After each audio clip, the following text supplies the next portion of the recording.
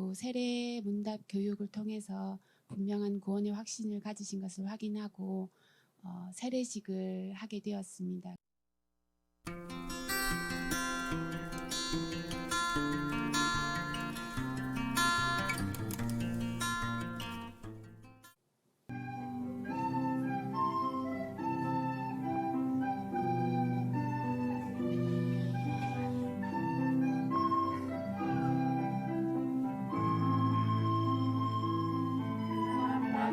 Tuhan Yesus memberkati.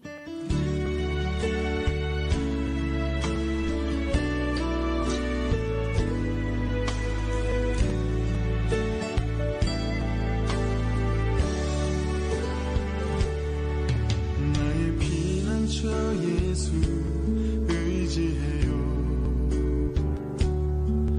나의 피난처 예수 의지해요. 나의 가는 길에 거센 바람 몰아쳐와도 나의 피난처 예수 의지해요. 나는 영원히 주님 사랑해요. 나는 영원히 주님 사랑해요. 세상 어떤 것도 나의 사랑 끊을 수 없네. 나는 영원히 주님 사랑해요. 아바 나를 사랑하시니 나의 모든 것 주께 드려요.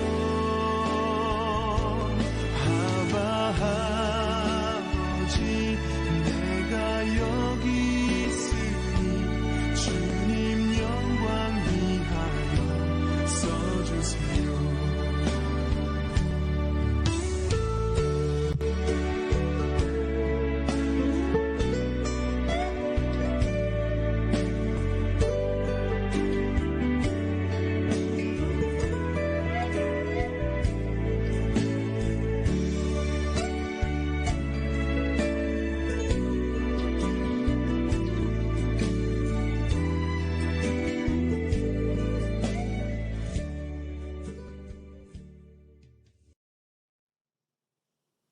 예, 반갑습니다. 오늘은 인도네시아에서 2016년도부터 사역하고 계시는 조영현, 박봄의 선교사님 사역 인터뷰를 하도록 하겠습니다.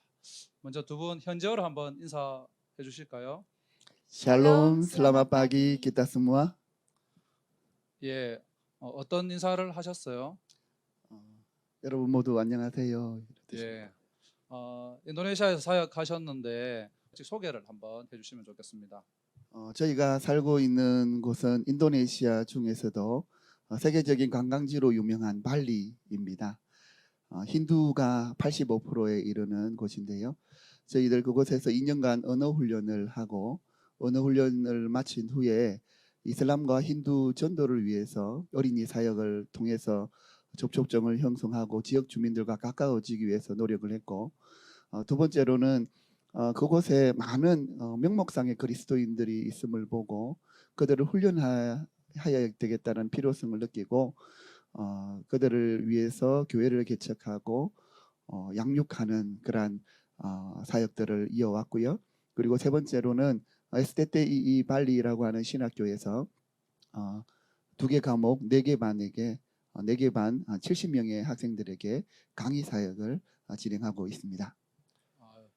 여러 가지로 그 사역지에서 한 텀의 기간 동안 많은 사역들을 하셨는데 많은 그 사역지 가운데 어떻게 인도네시아에 가시게 되셨어요? 사모님이 한번 말씀해 주실까요?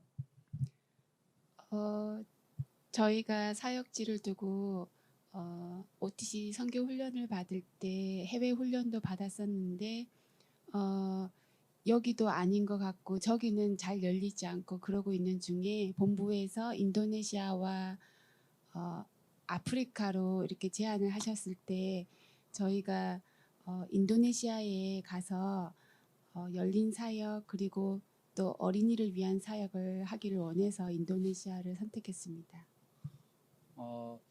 그 사역지를 이렇게 처음부터 인도네시아를 품었던 것이 아니고 사역지를 본부 OTC를 통해서 이렇게 소개를 받으시게 되었는데 그때의 어떤 그 하나님 주신 마음이라든지 그리고 또 정탐을 통해서 인도네시아를 방문하게 되었을 때 어떤 좀 하나님께서 주시는 그런 어떤 마음이 있으셨나요? 저희가 인도네시아를 사역지로 정하기까지 저희들은 정탐의 과정을 거치지는 않았고요. OTC를 다 마무리하고 사역지를 이제 정하는 가운데 여러 나라가 거론이 되었습니다만은 최종적으로 인도네시아가 선교사가 필요하다라고 하는 제안을 받았고 그렇다면 그것도 선교지이기에 저희들 가겠습니다라고 결정을 하게 되었습니다. 그러는 가운데 그 인도네시아의 많은 섬들 가운데 어디로 갈 것인가 하는 가운데 지역 부장님과 의논하는 가운데 발리로 가게 되었습니다. 그 처음에 사역에 대해서 간단히 소개를 해주셨는데 그 발리에 가셔서 어떤 사역들이 있었는지 좀 더 구체적으로 한번 설명해 주시죠. 발리에는 좀 전에도 말씀을 드렸지만 인도네시아 전체적인 분위기가 이슬람이 강성이고 한 88%가 이슬람입니다. 그 가운데 유일하게 발리만 힌두가 강성인 지역입니다. 그래서 선배 선교사님께서도 사역이 쉽지 않고 닫힌 지역 가운데 하나이고 또 물가는 비싸고 한국에서는 세계적인 관광지로만 이해하고 있기 때문에 모금도 쉽지 않다라고 하는 이야기를 많이 했었는데요.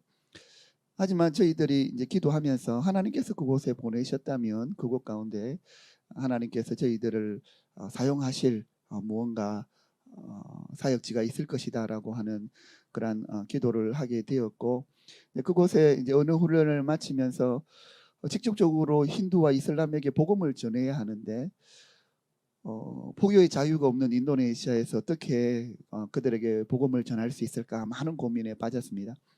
그러면서 현지 교회와 함께 협력을 하고 자연스럽게 쪽방이 형성되어져 있는 도심을 들어가게 되었고 그곳에 아이들을 만나면서 아이들을 섬기면서 동시에 부모들과 접촉할 수 있는 이 전략을 통해서 힌두와 이슬람에게 복음을 전하겠노라 결심을 하고 첫 번째 사역을 시작을 하게 되었고요.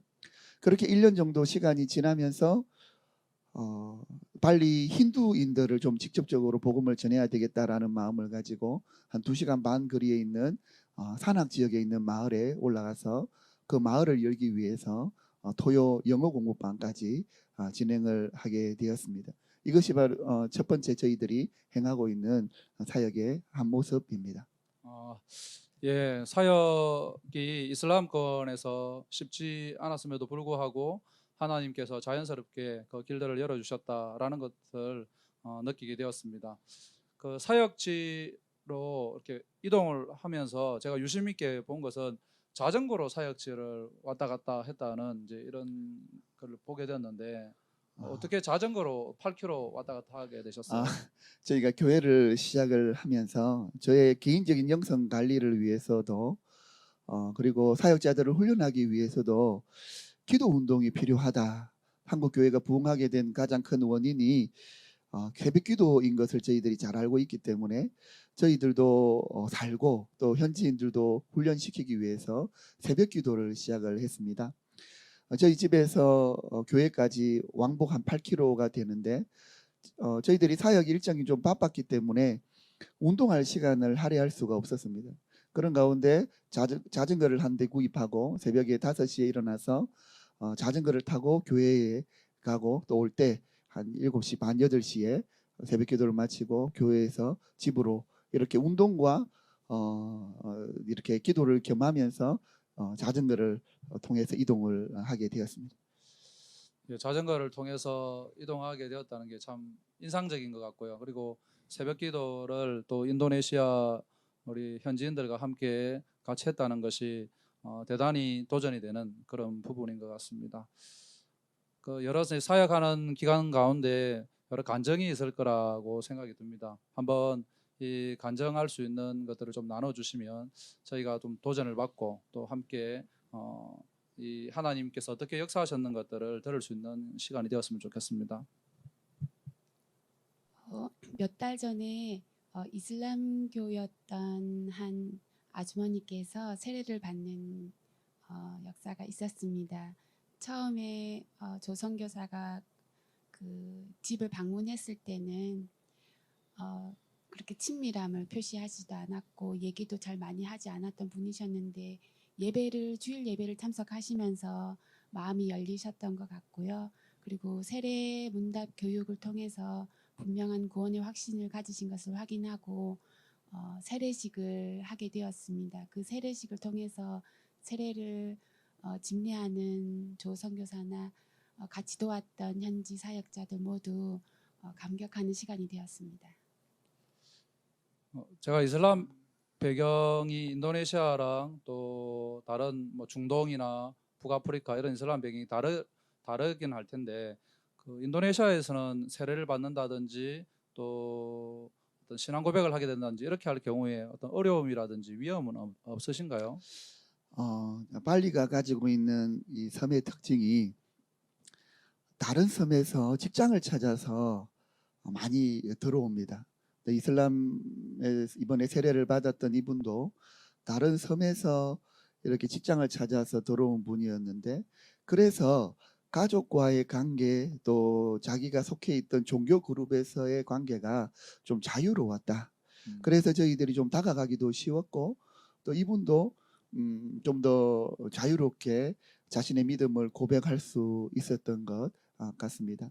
우리 박성 교사가 이야기를 했지만 그 과정 가운데 이 아주머니가 신앙을 고백을 하고 또 예배 가운데 자신이 느끼는 것을 고백하는 가운데 저희들이 큰 은혜를 누렸고 하나님께서 살아 역사하시고 하나님께서 한 영혼을 귀하게 여기신다라는 것을 깨닫게 되었고요. 제가 한 가지 더 간증을 덧붙이자면 한국에 들어오기 한 2달 전에 세 번째 교회 사역을 이어가는 가운데 참 어려움이 있었습니다. 저희들의 사역에 대한 오해가 인터넷상에 올라가고 저의 이름이 그 인터넷상에 거론이 되면서 인도네시아 국방부라고 할 수 있는 곳에서 저희들의 사역을 조사하기 위해서 직원들을 군인들을 파견을 하고 그 가운데 이제 지역 군인 지역 경찰들이 저희가 사역하는 그 마을에 들어와 사람들을 만나고 저에 대해서 조사를 하기 시작을 했습니다. 참 어려울 수 있는 상황이었고 많은 오해의 글들이 인터넷상에 퍼져 있었기 때문에 저희들도 좀 겁을 먹고 추방되는 것까지 생각을 했었는데 참 감사하게도 이 일이 전화위복이 되어서 그 군인도 그리고 지역 경찰들도 자기들이 오해한 것에 대해서 사과를 하고 저희들의 사역을 적극적으로 돕겠다. 합법적인 사역이 될 수 있도록 돕겠다라고 하는 그런 말을 들었을 때에 하나님께서 저희 가정 연약하지만 사용하고 계신다라는 그러한 것을 경험할 수 있게 되었습니다. 예, 사역지에서 가장 큰 어려움 중에 하나가 그런 잘못된 소문들이 나타날 때이고 그리고 특별히 정부랑 관련됐을 때 가장 큰 어려움이었을 텐데 하나님께서 간섭하셔서 우리 선교사님의 사역을 전화위복시켜 주시는 그런 계기가 되었다고 들으니까 너무 감사하고 정말 하나님을 찬양하게 되는 그런 시간인 것 같습니다. 이런 어려움들이 뭐 최근에 있었던 어려움뿐만 아니라 또 선교지에 도착했을 때는 어린 자녀들을 데리고 들어갔을 터인데 정착하는 과정에서의 어려움들은 없으셨나요? 한국에서 한국어로 배우던 학교 공부를 전혀 처음 경험이었는데요. 영어로 수업하는 학교에 가다 보니 첫째, 둘째는 어느 정도 언어가 다르다는 걸 이해하고 받아들였는데 막내는 초등학교 1학년 1학기를 마치고 간 상태라 자기는 왜 영어를 배워야 되는지 모르겠다고 이렇게 얘기하는데 저도 그 말은 공감은 하거든요. 근데 우리의 상황이 지금은 학교가 한국어로 배우는 학교는 없어서 영어로 배우는 학교를 가는 거다 이렇게 가르쳐 주는데 적응하는데 한 2달 정도는 막내가 좀 힘들었습니다. 첫째, 둘째도 내색은 하지 않았지만 막내 때문에 학교에 가보면 그래도 어느 정도 한 2달 정도는 친구들과 친해지는 시간은 힘들어하는 모습이 보였거든요. 그것을 잘 견뎌내 준 것이 지금 참 감사합니다. 친구들이 한 2달 정도 기간 동안 아이들이 적응하는 그 2달 기간 동안 저희 아이들이 말을 못하는 줄 알았다 이렇게 이야기를 했습니다. 지금 이제 중고등학생들이 다 되었는데 어떤 사춘기를 선교지에서 겪으면서 뭐 어떤 특별한 문제가 있거나 아니면 더 뭐 발전적인 되었거나 뭐 그런 일들은 없는가요? 또래 한국 아이들이 주변에 거의 없는 학교이거든요. 그리고 이제 친구들은 외국인들이고 그래서 사춘기를 어떻게 보내는지에 대한 그런 친구들의 모습을 많이 못 보는 상태라서 아이들이 그러니까 저희 가족이나 형제 자매와 보내는 시간이 많다 보니 사춘기는 특별히 어떤 변화된 모습이 뚜렷이 나타나진 않고요. 자기들끼리 성장하는 모습을 서로 보면서 그냥 자연스럽게 지나가는 것 같습니다. 참 감사하게 아이들의 나이 터울이 1살, 2살 나는데요.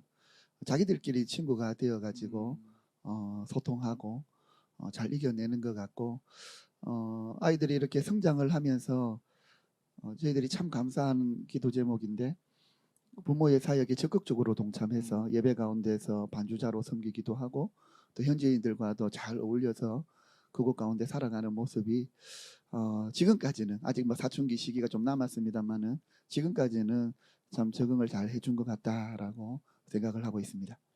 예, 너무 감사한 소식이네요. 자녀들이 부모의 사역에 적극적으로 동참하고 또 그 자녀들끼리 잘 지낸다고 하면 뭐 더할 나위 없이 선교지에서는 잘하고 있는 그런 모습인 것 같습니다. 우리 부모님들이 자녀들과의 관계가 아주 돈독하게 잘 지내지 않나라고 생각할 수 있는 것 같고요. 예, 그 선교지 이번에 이제 본국 사역으로 나오시면서 이렇게 1년을 충분히 하지 못하고 이렇게 짧게 하시는 뭐 이유가 있으신가요? 자녀들이 고1, 중3, 중1 이렇게 학년기가 되다 보니 학교를 쉬는 것이 좀 쉽지 않은 상태여서 한국에 나와 있다 하더라도 학교는 다녀야 되는 시기가 되었기 때문에 저희가 자녀 그 학교 문제 때문에 안식년을 충분히 가지지 못하게 되었습니다. 예, 자녀들이 이제 중고등학생이 되면 우리 선교사님들이 충분하게 한국에서 보내는 시간을 가지 못하는 그런 좀 안타까움은 있는 것 같은데 뭐 짧은 시간이지만 또 조국 교회와 그리고 또 선교 본부 또 여러 친구들을 만나면서 심과 회복이 되는 시간이 되면 좋겠습니다. 끝으로 우리 가정에 기도 제목이 있다면 함께 나누어 주시고 그리고 또 저희들이 좀 도울 수 있는 뭐 일이 있다면 그렇게 좀 알려주시고 하면서 마무리를 하려도록 하겠습니다.